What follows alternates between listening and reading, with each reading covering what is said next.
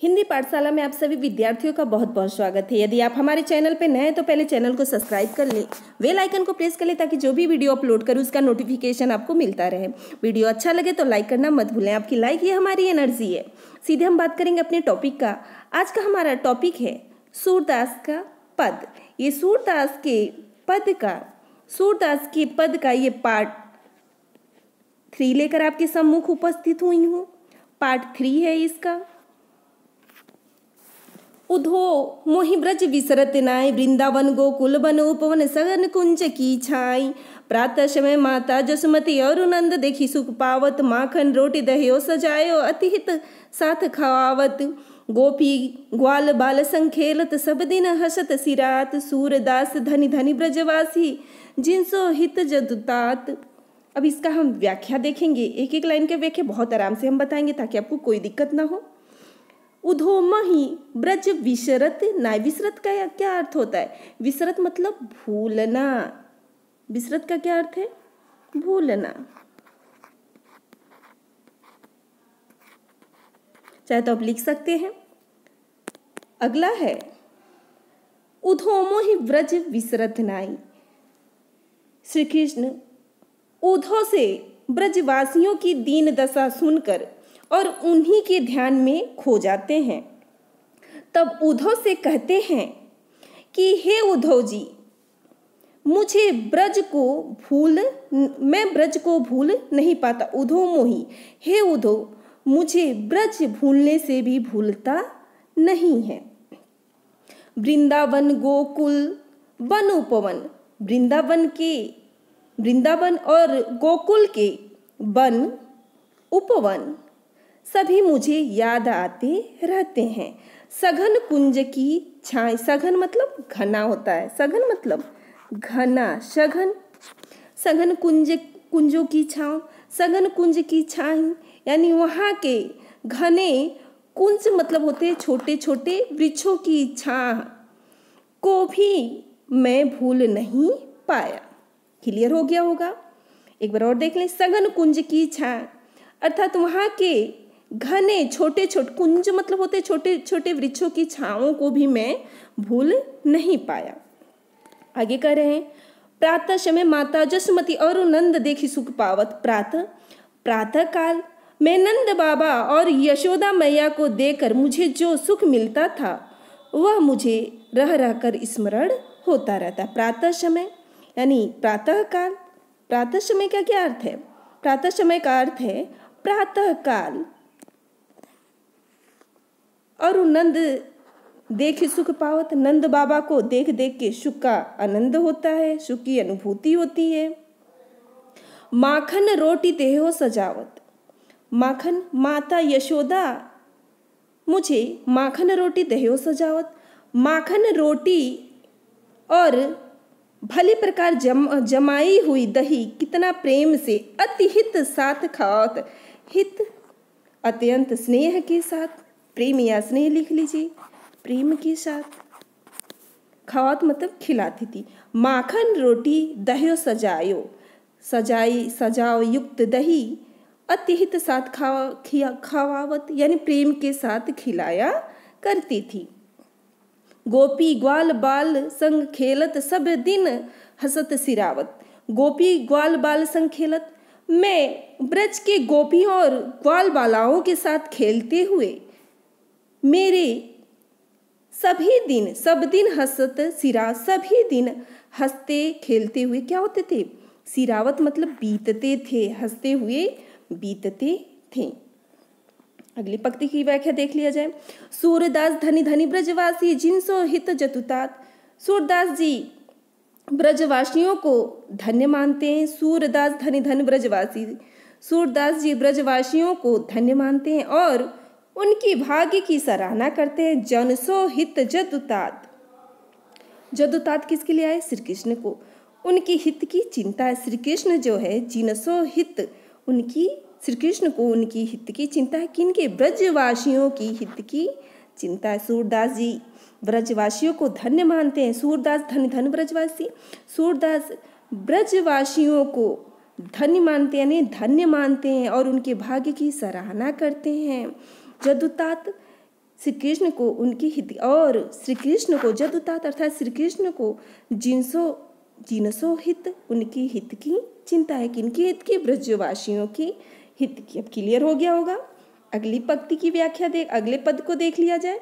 अगला पद, उधो मन न भये 10-20 एक हुतोषो गए श्याम संग को राधे ईस इंद्र शीतल भई केशो बिन जो दही बिन शीस आशा लगी रहती तन श्वासा जीव कोटि बरिस तुम तो सखा श्याम सुंदर के सकल जोग के ईस सूर हमारे नंद नंदन विनोर नहीं जगदीश।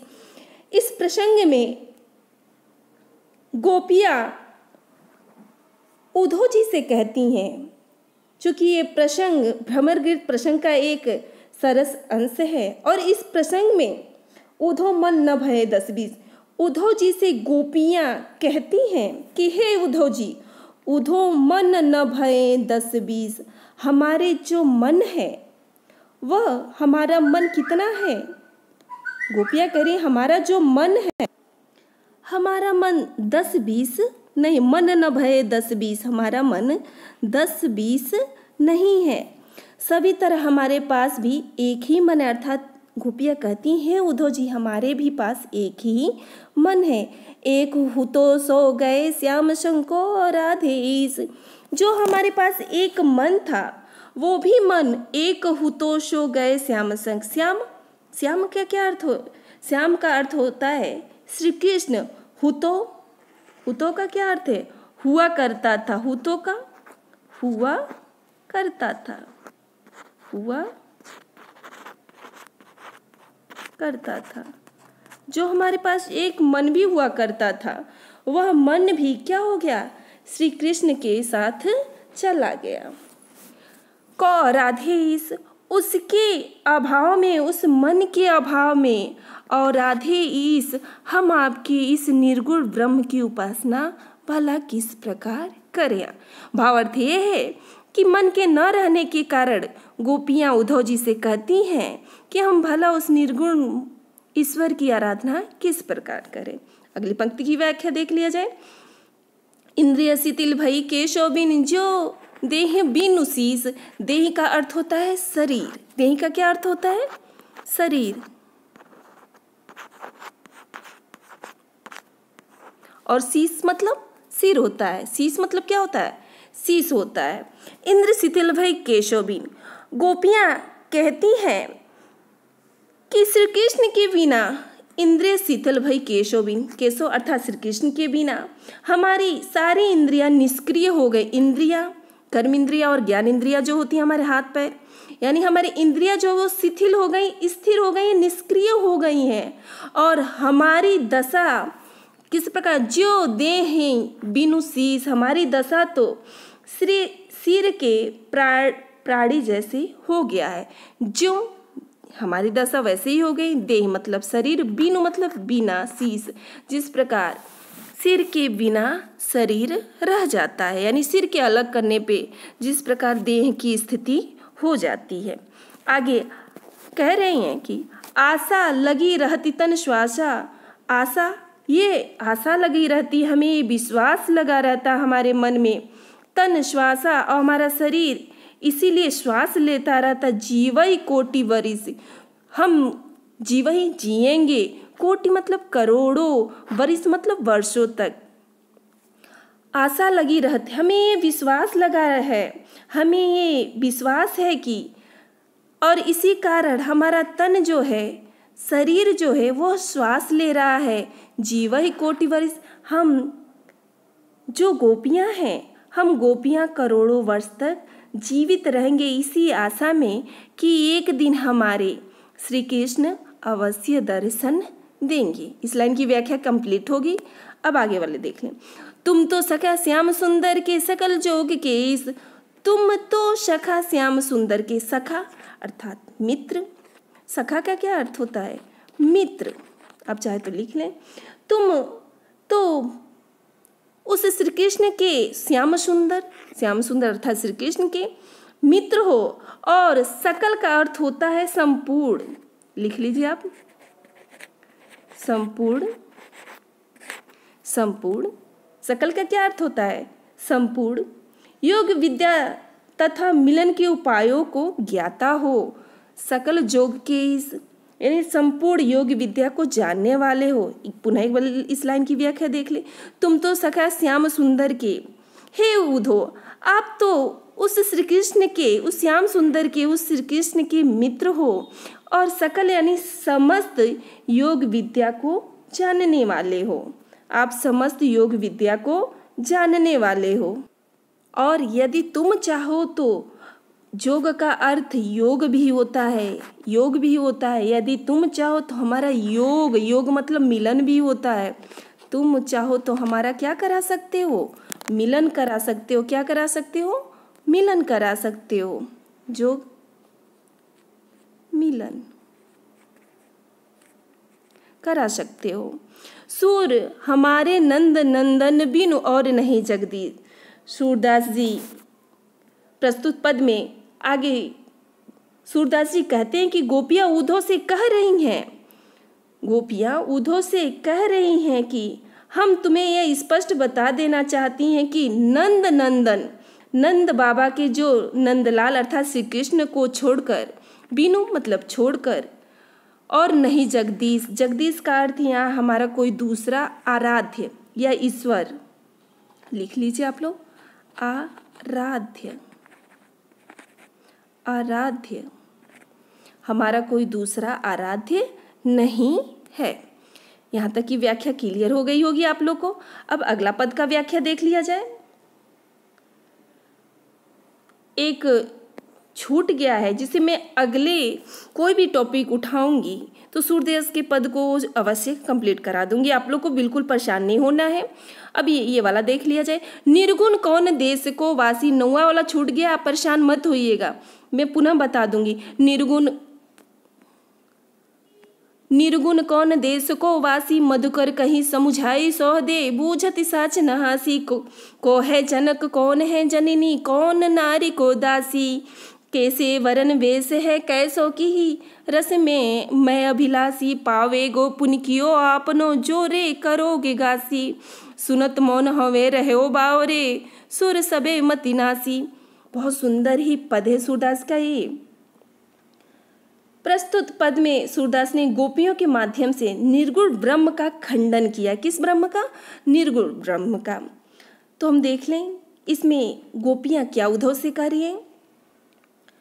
गोपियां कहती हैं, निर्गुण कौन देश को वासी, हे उद्धव जी तुम जो निर्गुण ब्रह्म का उपदेश दे रहे हो, वह निर्गुण ब्रह्म कौन, किस देश का वासी यानी रहने वाला है, निवास करने वाला है, किस देश के रहने वाला है। मधुकर काहीं समुझाई सौ दे, बूझती साच नहासी। आगे कह रही हैं गोपियां, हम तुमको शपथ दिलाकर सच सच पूछ रही हैं। मधुकर कहीं समुझाए सोह दे। मधुकर यहाँ, मधुकर मतलब भौरा होता है, लेकिन मधुकर शब्द यहाँ उद्धव जी के लिए आया। किन के लिए आया है? उद्धव जी के लिए आया है, उद्धव जी के लिए, उद्धव जी के लिए। आप बिल्कुल कंफ्यूज मत होइए। मधुकर का अर्थ भौरा होता है, लेकिन यहाँ मधुकर शब्द उद्धव के लिए आया है। उद्धव कह रही हैं कि हे उद्धव, हम तुमको शपथ दिलाकर सच सच पूछ, कहीं समुझाई सोह दे। समुझाई सोह मतलब शपथ दे के, समझा करके और शपथ दिला करके। पूछ, बूझत मतलब पूछ रही हैं, साच न हासी, सच सच पूछ रही हैं। यहाँ कोई हंसी या परिहास नहीं हो रहा। हंसी मतलब हंसी या परिहास नहीं हो रहा है। यहाँ तक क्लियर हो गया होगा। को है जनक, कौन है जननी, कौन नारी को दासी। गोपियाँ कह रही हैं कि हे उद्धव जी, उस निराकार ब्रह्म के जनक अर्थात पिता कौन है। जनक मतलब क्या होता है? पिता। कौन है जननी? उस निराकार या निर्गुण ब्रह्म के माता कौन है। कौन नारी को दासी, उसकी स्त्री कौन है और उसकी दासियां कौन कौन है, ये आप बताइए। आगे करें, कैसे वरण, उस निर्गुण ब्रह्म का रंग कैसा है। वरण मतलब रंग होता है, वर्ण रंग कैसा है। वेश है कैसो, उसकी वेशभूषा कैसी है। आगे कह रहे की ही रस में अभिलाषी। आगे कह रहे हैं गोपियाँ, उसकी किस रस में रुचि है, उसकी अभिलाषा या रुचि या इच्छा क्या है, किस रस में उसकी इच्छा है, अभिलाषा है। आगे पाओगे पुन कियो आपनो जोरे करो गुगासी। आगे गोपियां कह रही हैं, गासी का पहले अर्थ आप लोग चाहे तो लिख सकते हैं। गासी मतलब छल कपट होता है। गासी का अर्थ क्या होता है? छल कपट। क्लियर हो गया होगा? गासी का अर्थ क्या होता है? छल कपट।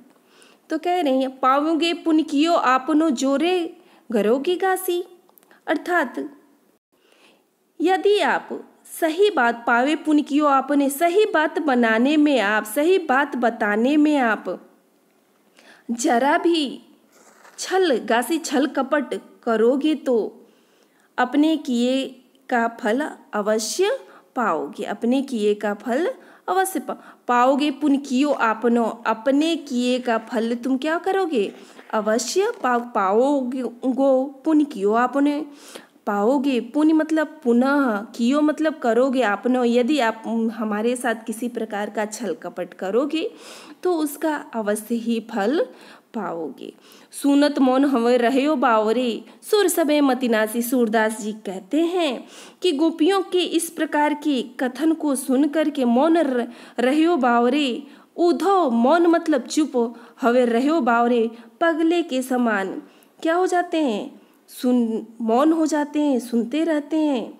ज्ञानी उधो भी, उनका भी मस्तिष्क कार्य नहीं करता। सूर सबे मतिनासी।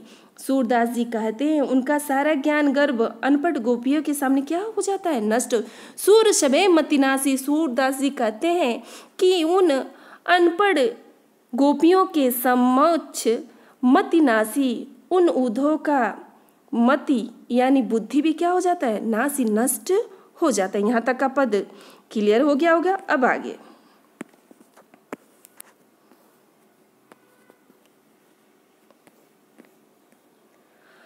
संदेशो देव की से कहियो, हो तो भई तिहारे सुत की, माया करत ही रहियो। यद्यपि टेव तुम जानत उनकी, तो मोहि कही आवे। प्रातः होत मेरे लाल लड़ौती, माखन रोटी भावे। तेल उबटनो और तातो जल, ताही देखी भजी जाते।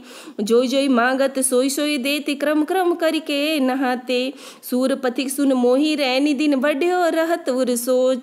सोच मेरो अलग लड़ौत मोहन है हो करत संकोच। अत्यंत सुंदर व्याख्या है इसका। पहले उन शब्दों को देख लिया जाए जो थोड़े से आपको दिक्कत दे सकते हैं। धाई का क्या अर्थ होता है? धाई मतलब सेविका होता है। धाई मतलब सेविका, सेविका या आया भी कह सकते हैं। अब टेव का क्या अर्थ होता है? टेव मतलब आवत। टेव का क्या अर्थ होता है? आवत। और तातो, तातो शब्द आया। तातो मतलब होता है गर्म, गर्म जल। तातो मतलब गर्म जल होता है। देखी भजी जाते यानी भाग जाते हैं। अब हम इसका व्याख्या देख लेंगे। संदेशो देवकी से कहियो, यशोदा जी श्री कृष्ण की माता देवकी को यह एक पथिक के माध्यम से संदेश भेजती हैं कि कृष्ण तुम्हारा ही पुत्र है, मेरा पुत्र नहीं। संदेशो देवकी से कहियो, हे पथिक यह संदेश मेरा देवकी से कह दीजिएगा। हो तो धाई तिहारे सुत की। हो तो धाई मतलब होता है सेविका। मैं तो तुम्हारे पुत्र, सुत मतलब पुत्र की मात्र सेविका हूँ या पालन पोषण करने वाली दाई हूँ। माया करत ही रही हो, लेकिन वह श्री कृष्ण, मेरा श्री कृष्ण मुझे हमेशा माँ ही कहता रहता था। यद्यपि टेव तुम जानत उनकी, यद्यपि क्या कह रही हैं आगे? यद्यपि तुम भली प्रकार से उसके बारे में सब कुछ जानती हो।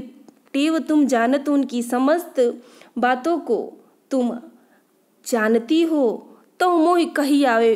किंतु या यद्यपि इसके पश्चात भी मैं सारी बातें बताता हूँ। मोहि कही आवे, मोहि कही आवे यानी वात्सल्य प्रेम के कारण या बाल्य प्रेम के कारण मैं ये सारी बातें तुम्हें बता रही हूँ।